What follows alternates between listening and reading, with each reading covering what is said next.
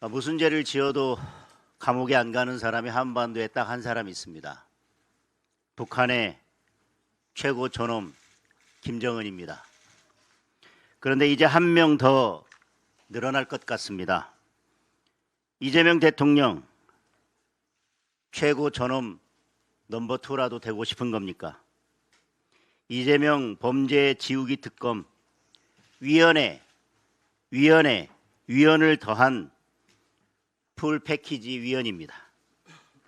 이재명 한 사람의 범죄를 지우기 위해서 인력 350명을 동원하고 국민 혈세 수백억을 갖다 쓸 겁니다. 한 사람만을 위해 존재하는 법은 법이 아니라 폭력이자 범죄입니다.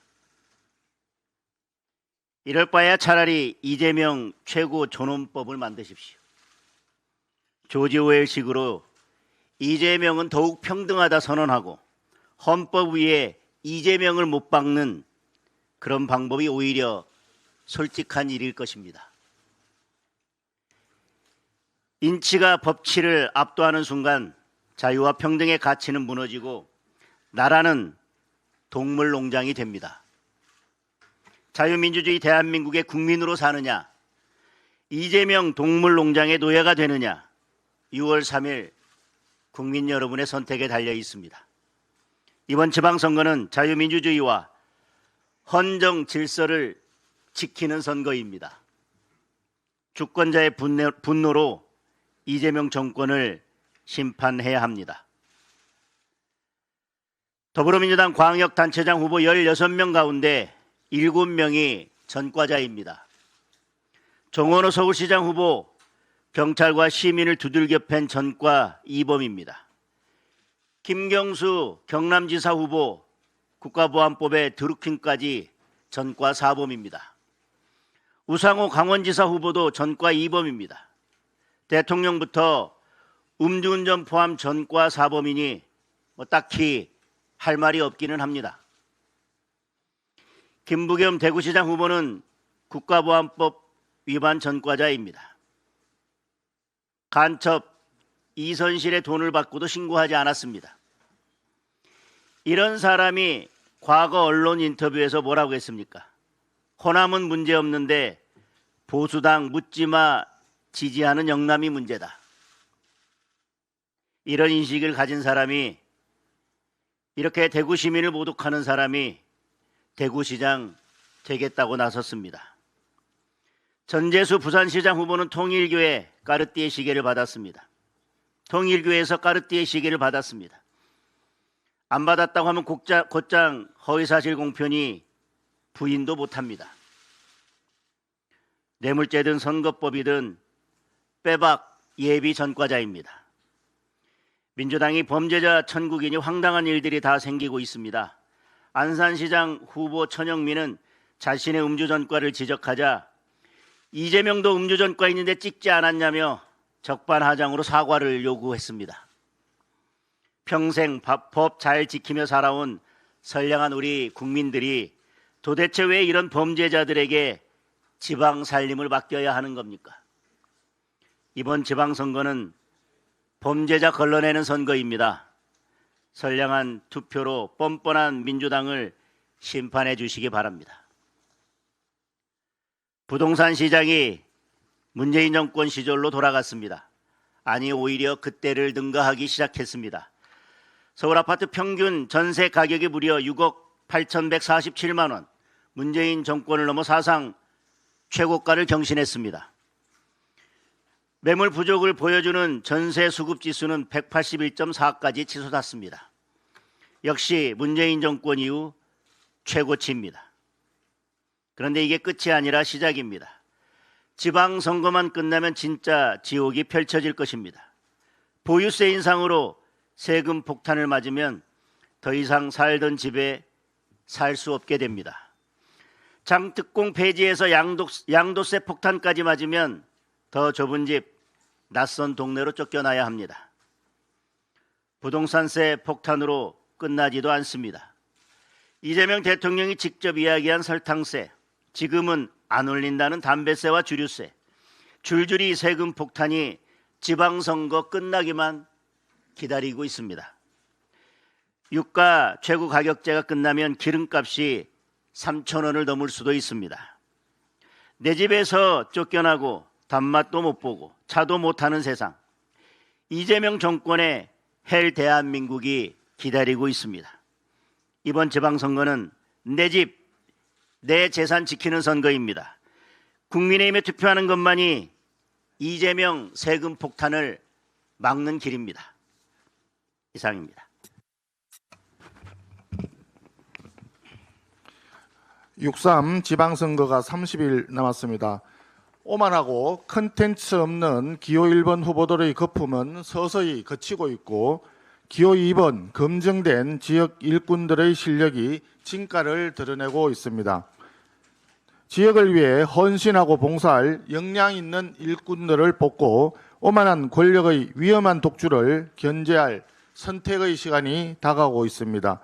남은 30일 최선을 다해 국민 속으로 들어가도록 하겠습니다. 작년 11월 더불어민주당이 대통령 재판 중지법을 추진하다가 이재명 대통령이 제지시키면서 갑자기 중단되었습니다. 강훈식 비서실장이 나와서 대통령을 정쟁에 끌어들이지 말라라며 정청래 대표에게 강력한 경고 메시지를 보내기도 했었습니다. 결국 이재명 대통령의 본심이 무엇이었는지는 반년 만에 확인이 되었습니다. 본인의 재판을 임기 중에만 일시 정지시키는 재판 중지법이 아니라 재판을 아예 없애버리는 재판 삭제법을 강구하라는 것이었습니다. 재판 중지법 입법을 중단시킨 이재명 대통령이 공소 취소 재판 삭제법에는 철저히 침묵을 지키고 있는 것이 그 증거입니다. 이재명 대통령에게 경고합니다. 국정조사와 특검을 동원한 대통령의 범죄재판 공소 취소는 원천 무효입니다. 이재명 대통령이 권력을 동원해서 기어이 억지로 본인의 재판을 한번 없앨 수 있을지 모르겠습니다만은 국민은 언젠가 반드시 재판을 재개시킬 것입니다. 무슨 수를 써서라도 반드시 그 죗값을 치르게 할 것입니다. 이재명 대통령이 하신 말씀 그대로 돌려드리겠습니다. 대통령도 죄를 지으면 감옥에 가야 합니다. 명심하십시오. 영원한 권력은 없습니다. 영원한 공소 취소도 없을 것입니다. 본인의 안위를 위해 권력을 동원하는 무리한 초법적 방탄 정치는 국민과 역사가 용납하지 않을 것입니다. 세금 얘기 한마디만 더 보태겠습니다. 임광인 국세청장이 지난주 SNS를 통해 세금을 회피하기 위한 편법 정의는 생각하지 않는 것이 좋겠다라면서 2주택자가 10억에 매수하고 10년간 보유했던 그리고 지금 현재 시가가 30억 원인 강남 아파트를 기준으로 양도할 때는 세금이 6억 5천만 원, 증여할 때는 13억 8천만 원으로 2배 이상 세금이 늘어난다고 주장했습니다. 그러나 이 계산은 잘못되었습니다. 국민을 속이는 것입니다. 양도할 때 6억 5천만 원의 양도할 때 6억 5천만 원의 세금은 양도 차익 20억에서 장기 보유 특별공제 4억 원을 차감해서 산출한 것입니다. 이재명 대통령은 장특공을 폐지해야 한다고 주장하면서 정작 국세청장은 이를 그대로 반영해서 모순된 태도를 보이고 있습니다. 그리고 정의할 때 13억 8천만 원의 세금은 정확하게는 정여세 10억 2천만 원에 취득세 3억 6천만 원까지 합산한 결과입니다. 양도할 때는 취득세를 제외하고 정의할 때만 취득세를 포함해서 계산을 한 것입니다.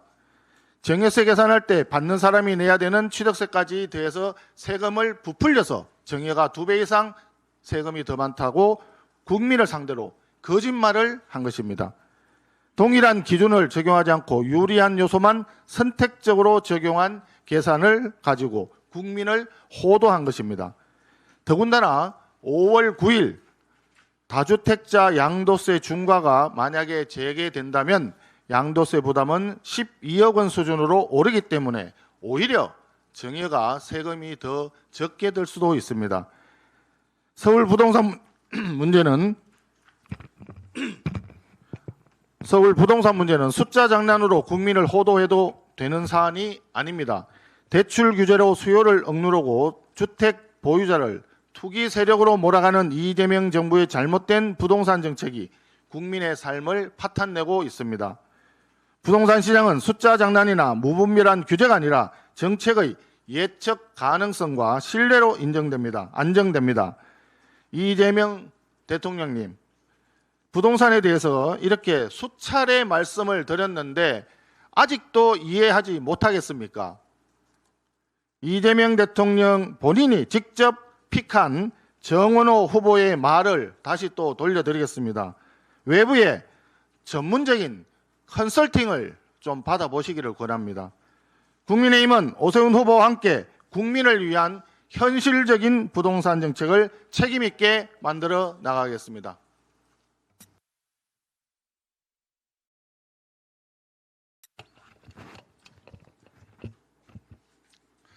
네, 최고위원 김민수입니다. 조작기소 특검법, 한마디로 내 죄를 내가 지우겠다는 법입니다. 대통령이 자신의 재판을 없앤다. 이것은 스스로 법 위에 서겠다는 말과 같습니다. 국민은 법 앞에, 권력자는 법 위에 서는 나라. 이런 대한민국 어떤 국민도 원한 적이 없습니다. 어떠한 권력도 자기 죄를 스스로 지을 수 없습니다. 이것이 허용되는 순간 법치의 종식이며 자유민주주의가 사망하는 것입니다. 존경하는 국민 여러분, 다가오는 6.3 지방선거, 국민의힘을 선택하는 일이 대한민국 법치를 살리는 일이 될 것입니다.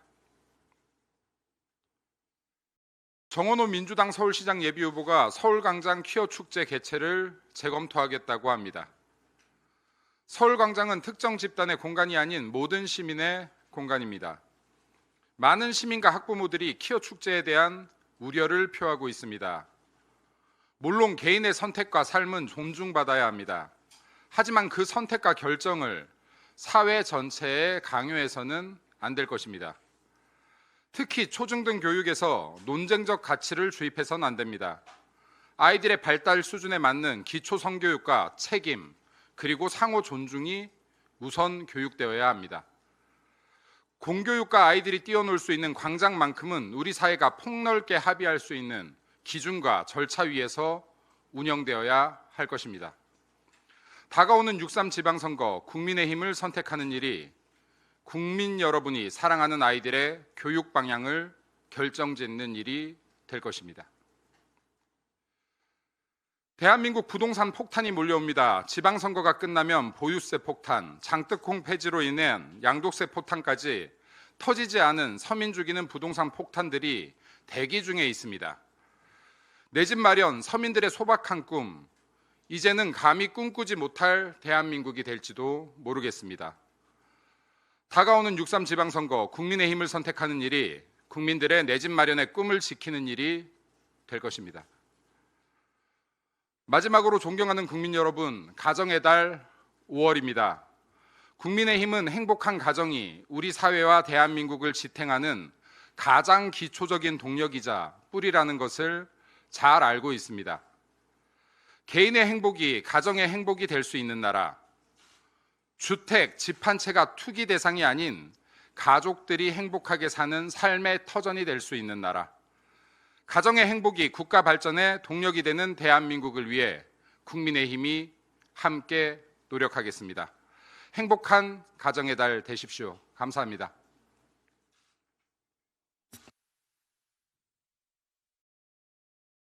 예, 선거를 앞둔 민주당이 집단적으로 이성을 잃어가는 것 같습니다. 이 강원도지사 후보에는 갈쿠리를 내세웠습니다. 우상호 후보는 정무수석 시절에 아들 결혼식을 시키면서 4, 5천만 원의 축의금을 갈쿠리로 긁어모으듯이 긁어모았다고 합니다. 저도 박근혜 정권 청와대 정무수석을 지내봤는데 이 청와대 정무수석 자리는 정치권에서 자리를 얻으려는 사람들의 통로가 됩니다. 청와대 인사위원이기 때문에 정무수석을 통해서 정치권의 인사들이 줄대기를 합니다. 이런 사람들에게 청첩장을 돌리고 축의금을 긁어 모으는 이 갈쿠리가 강원도지사에 나섰습니다. 아마 강원도지사가 되면 이분은 강원도 산골에 도토리까지 전부 긁어가지 않을까 생각이 듭니다. 강원도 도민 여러분, 이런 사람 절대로 도지사 시키면 안 됩니다. 서울시장 선거에는 왕이 나타났습니다. 이 훈장질 잘하는 훈계왕 정은호입니다. 이분이 남대문 시장에 가서 상인에게 컨설팅 받으라고 강제 컨설팅을 했는데 이 컨설팅을 받으라고 강요당한 상인의 말이 가관입니다. 내가 이 남대문 시장에서 25년간 도매상을 했는데 하도 장사가 안 돼서 하소연을 했더니 하는 말이 정말 어이가 없더라. 내가 이 장사를 하고 있으니 사람을 너무 우습게 보이나 하는 자괴감이 들더라는 겁니다. 도대체 이런 정신 상태로 서울시장을 했다가는 이 정말 왕이 하나 나타나지 않을까 그런 생각이 듭니다. 부산에는 오빠 강요범이 나타났어요. 초등학교 1학년 여자아이에게 환갑이 넘은 할배가 오빠 자기 아빠보다도 나이가 많은 50대 아저씨 보고 오빠라고 해보라고 강요를 한 겁니다. 여러분 한번 생각해 보십시오.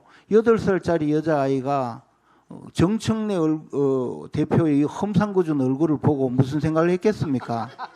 그런데 거기에 대고 오빠라고 해보라고 여러 번 하니까 이게 아동학대범 아닙니까? 저는 이런 사람들이 도처에서 지금 선거판에 나서고 있어서 이 선거판이 정말 그 이성을 잃은 민주당 사람들의 판이 되고 있다 이런 생각을 했습니다. 그런데 서울에서는 또한 민주당 의원들이 모여서 지우개 특검법을 발의를 했습니다. 사실 이런 것을 보면서 전체적으로 민주당이 지금 권력에 취해서 정신을 차리지 못하고 있는 것 아닌가라는 생각을 했는데 앞에서 말씀드린 부산의 그 아동학대범 내지 오빠 강요범의 옆에서 웃고 있던 이 부산 북구 후보 이분 정말 좀 웃긴 사람인데요. 이분이 저 이름 때문에 많이 알려진 분이죠.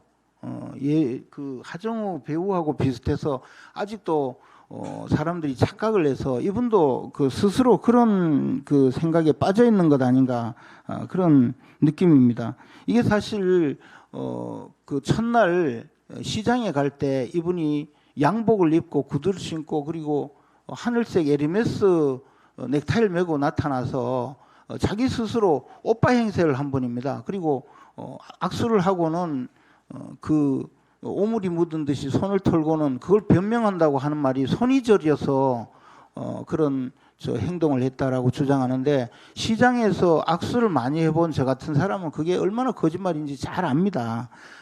첫날 악수를 좀 했다고 해서 손이 저릴 정도로 손을 부비고 털어야 될 그런 상황이 오지 않습니다. 이런 거짓말을 하는 분이 실제 시장에 갔을 때는 아마 자기를 그 오빠로 환호하는 사람들이 많을 거라고 착각한 것 아닌가 저는 그런 생각입니다. 이제 이 민주당 사람들 지금 이 선거에서 권력에 취해서 마구 전국을 돌아다니고 있고 또 국회에서는 대통령의 죄를 지워주기 위한 이 지우개 특검법을 통해서 나라를 온통 자기네 판도로 만들려고 하는 이 상황 국민 여러분들께서 정말 똑똑히 지켜보시고 이번에는 반드시 심판을 해주시기를 간곡히 부탁드립니다. 네, 청년 최고위원 우재준입니다. 가정의 달 5월이자 이제 지방선거가 30일 앞으로 다가왔습니다.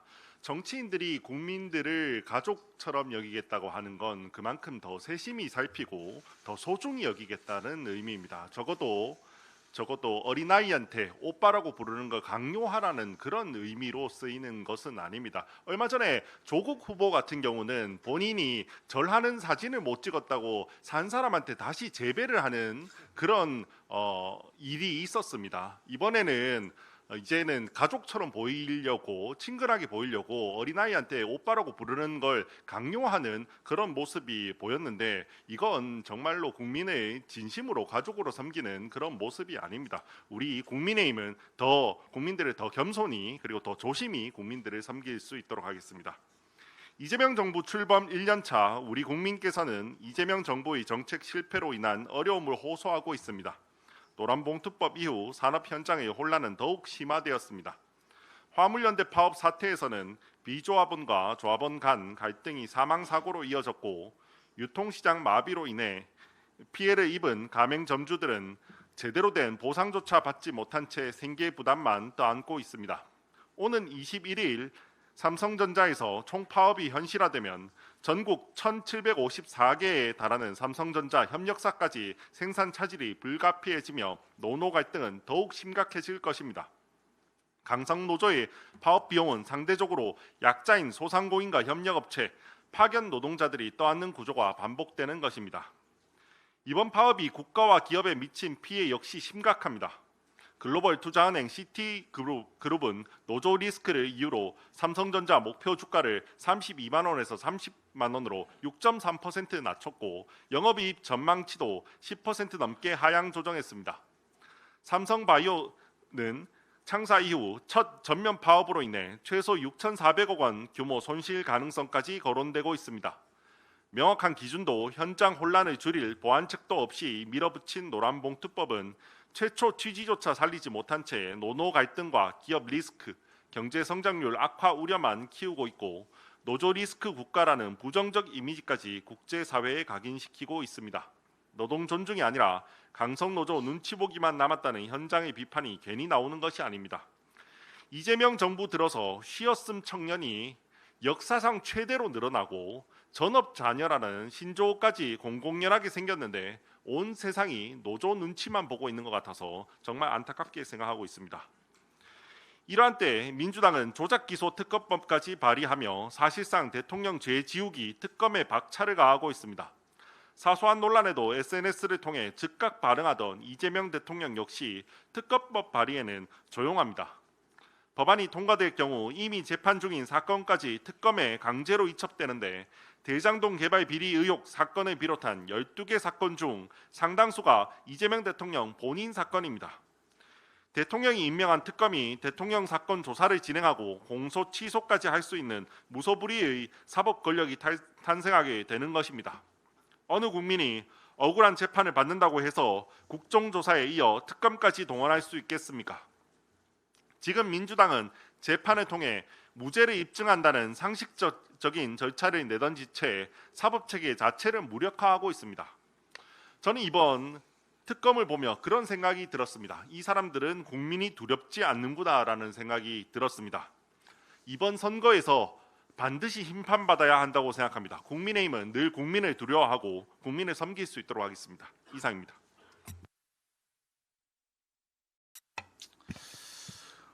대한민국 사회 붕괴의 마지막 퍼즐인 범죄 행위 백지화 특검이 바로 눈앞에 와 있습니다. 공소 취소 특검이 아닙니다. 범죄 행위 백지화 특검입니다. 범죄 행위를 밝혀야 되는 수사기관이 범죄 행위를 백지화시키는 특검을 하겠다고 합니다. 대한민국은 이제 사실상의 철권 통치 시대가 되어버렸습니다. 철권 통치는 쇠주먹으로 다스린다는 뜻으로 온갖 강압적 수단을 동원해 권력을 유지한다는 표현입니다. 최악의 독재자 스탈린 시대에 만들어진 용어입니다. 철권 통치는 악용과 남용 그리고 오용의 세 가지 용과 두 가지의 실종 형태로 나타납니다. 첫째는 공권력의 악용입니다. 수사기관이 권력의 의중에 따라 움직입니다. 공권력이 권력자의 독단과 독선을 충족시켜주는 사적 도구로 변질됩니다. 둘째는 입법권의 남용입니다. 의회를 장악한 후 절차적 정당성은 내팽개치고 권력의 입맛에 맞는 사회 통제 법안들만 만들어냅니다. 셋째는 사법권의 오용입니다. 사법권이 권력의 눈치를 보면서 사법 정의의 저울추가 고장나 버립니다. 권력의 편에 속해 있으면 무죄, 권력의 눈 밖에 나면 유죄, 즉 유권 무죄, 무권 유죄로 판단되는 판결이 빈번하게 발생됩니다. 넷째는 자유로운 여론 형성이 실종됩니다. 독재 성향의 권력자를 지지하는 맹목적인 군중들의 집단 행동이 생각이 다른 사람들을 적으로 규정하며 사회를 지배하려고 합니다. 권력자는 이를 부추기거나 조장합니다. 다섯째, 비판 기능의 실종입니다. 절대 권력에 대한 언론의 예리한 비판 기능은 실종이 되고 야당의 절규에 가까운 견제의 목소리는 공허한 메아리가 된 후 외면 속에 실종되어 버립니다. 결국 비판과 견제 기능이 실종됩니다. 이렇게 되면 국민들은 무엇이 사실이고 진실인지 판단할 변별력을 잃어가게 됩니다.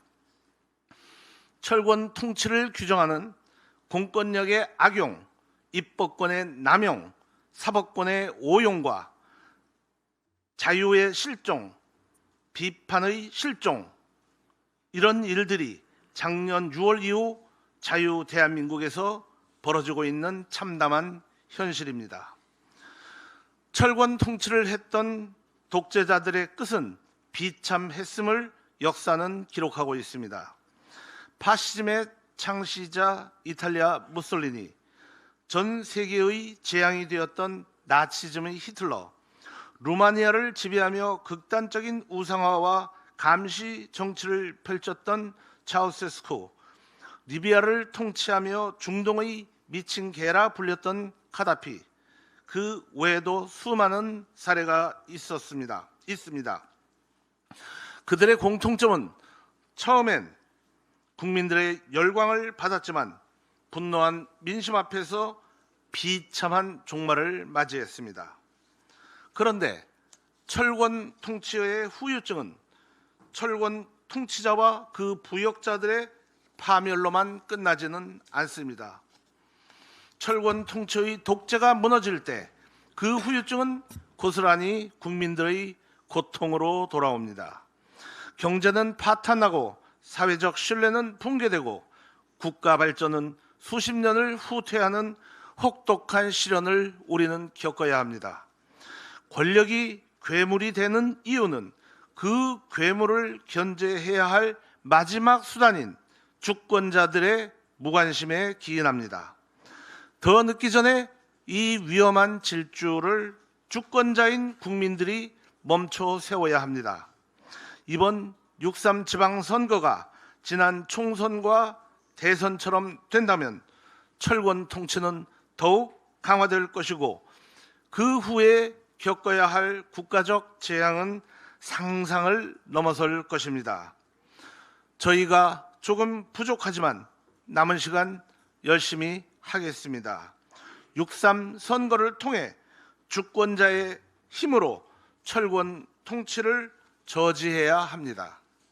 더 큰 재앙으로부터 이 나라를 구해 주시기를 간곡히 호소드립니다. 이상입니다. 많은 분들이 공소 취소에 대해서 말씀을 하시니까 약간 여담을 말씀드리고 공식적인 발언으로 들어가겠습니다. 저나 제 옆에 앉은 우리 유상범 운전수석의 경우에는 거의 24, 5년 이상을 검사 생활을 했습니다. 그렇기 때문에 저희들이 직접 기소하거나 결재했던 사건들이 수십만 건이 될 겁니다. 이렇게 20몇 년 동안 검사로 재직했던 저희들은 재직 중에 단 한 건도 공소 취소 사례를 본 적이 없습니다. 그만큼 공소 취소 제도는 형사소송법에 규정이 되어 있지만은 사실상 검사들이 수십 년 재직했던 검사들이 경험해 보지 못하는 사문화된 조항에 거의 가깝다라는 평가를 받는 제도인데 정치권에 들어서 갑자기 검사 25년 동안 들어보지 못한 직접 경험하지 못한 공소 취소 제도가 정치권 생활 7, 8년 만에 갑자기 나타나니 공론화되니까 당황스럽습니다. 더불어민주당의 이번 지방선거 실제 제1공약이 드디어 드러났습니다. 바로 이재명 대통령 공소취소를 통한 강제적 죄 지우기입니다. 이번 지방선거의 본질은 분명합니다. 이재명의 죄를 강제로 지우려는 민주당과 사법정의를 지키려는 국민의힘의 대결입니다. 어떤 권력도 법위에 설 수 없고 대통령이라는 정치적 지위도 면죄부가 될 수 없습니다. 지금 국민은 고환율, 고물가, 고금리라는 삼중고와 계속되는 경기 침체 속에서 하루하루를 힘겹게 버티고 있습니다. 그런데도 여당인 민주당은 민생 살리기에는 전혀 관심이 없고 오직 대통령 공소취소에만 집중하고 있습니다. 국민의힘이 바로잡겠습니다. 국민의힘은 사법정의를 실현하고 민생 경제를 살리겠습니다. 이번 지방선거에서 국민 여러분들께서 냉정하게 판단해 주시기를 바랍니다. 정동영 통일부 장관이 북한을 조선민주주의인민공화국으로 지칭하고 통일부가 이를 공론화하겠다고 하더니 이번에는 통일은 굉장히 폭력적이라는 충격적인 발언을 했습니다. 통일부 장관이 통일을 부정하고 통일부 존재 이유를 스스로 부정하는 논리적 파산 선고입니다. 이는 대한민국 정부가 북한의 적대적 두 국가론에 스스로 보조를 맞추며 굴종하는 것 아니냐는 국민적 우려를 키우고 있습니다. 통일을 부정하고 북한의 적대적 두 국가 개념을 수용하는 듯한 인식은 사실상 우리 영토의 절반을 포기하는 것이며 헌법 질서를 근본적으로 뒤흔드는 위험천만한 발상입니다. 이처럼 통일부 장관의 반헌법적 폭주가 계속되고 있음에도 불구하고 이재명 대통령은 아무런 입장을 내놓지 않고 있습니다. 경고도 제동도 없는 이 기이한 침묵의 이유는 무엇입니까? 이재명 대통령께 분명히 묻습니다. 정동영 장관의 조선민주주의인민공화국 지칭과 통일은 폭력적이라는 인식에 동의하십니까? 헌법이 명시한 통일 원칙에 대한 입장을 국민 앞에 분명히 밝혀주십시오. 국정의 중심은 헌법입니다. 헌법을 부정하는 장관 그리고 이를 방치하는 대통령은 국민의 신뢰를 받을 수 없음을 명심하시기 바랍니다. 정동영 장관은 즉각 경질되어야 합니다. HMM 본사의 부산 이전에 대한 노사합의는 단순한 기업 이전이 아니라 대한민국 해운산업의 구조를 바꾸는 국가 전략적 전환점이 될 것입니다. 다만 부산이 해양 수도를 넘어 글로벌 해운 물류 중심지로 도약하기 위해서는 기업의 이전만으로는 부족합니다. 이를 뒷받침할 법적, 제도적 기반이 반드시 함께 가야 합니다. 부산 글로벌 허브 도시 특별법, 이른바 부산 발전 특별법은 HMM 이전 효과를 현실로 완성하는 결정적 제도적 기반입니다. 더불어민주당에 촉구합니다. 오는 5월 7일 본회의에서 부산 발전 특별법은 여야 합의로 통과되어야 합니다. 이것이 HMM 이전을 실질적으로 완성하는 마지막 퍼즐이자 국가 균형 발전을 시작하는 출발점입니다. 더 이상 지체할 이유가 없습니다. 부산의 기회를 늦추는 것은 곧 대한민국의 기회를 늦추는 것입니다. 이재명 정권은 더 이상 부산 발목 잡기 정권이 되지 말기 바랍니다. 이상입니다.